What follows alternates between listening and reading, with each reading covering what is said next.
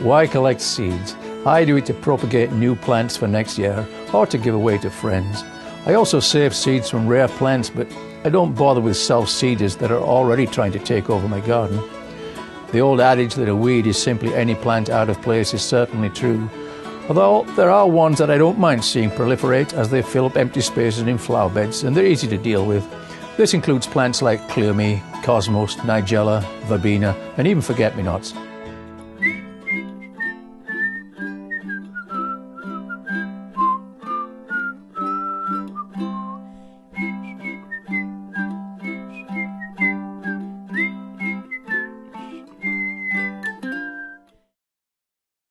Seed heads have to be mature before being picked. Generally, with a few exceptions, the seed heads will have turned brown and ready to fall from the plant, but there's no fixed date, as some, such as poppies, were ready months ago.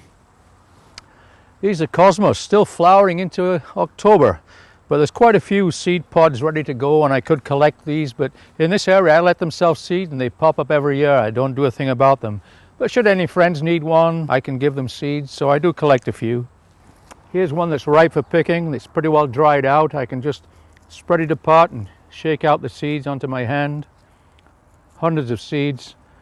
I let them dry out. I clean them off a little bit, remove the husks and any stray bits, and they can be stored away for winter, planted again in spring. Or they could be actually spread in the garden right now and they will sprout next spring.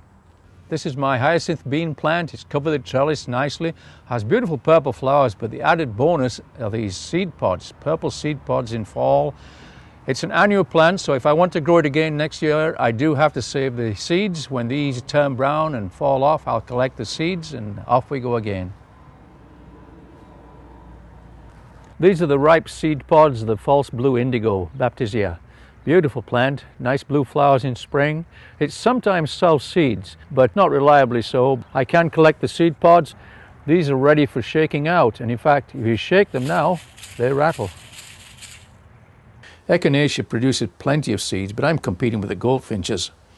A lot of seed never makes it through winter, as it's a food source for numerous birds and small critters. I'm saving this one as it's a newer variety called Cheyenne Spirit that I originally grew from seed. This is the Echinacea flower. These are the little seed heads forming, dry enough to begin to fall out now. After collecting the seed heads, you need to separate the seeds from the chaff and the debris around them. Every seed head is different. Some are very tiny seeds and hard to almost see sometimes, but this one's an Echinacea. It's pretty easy.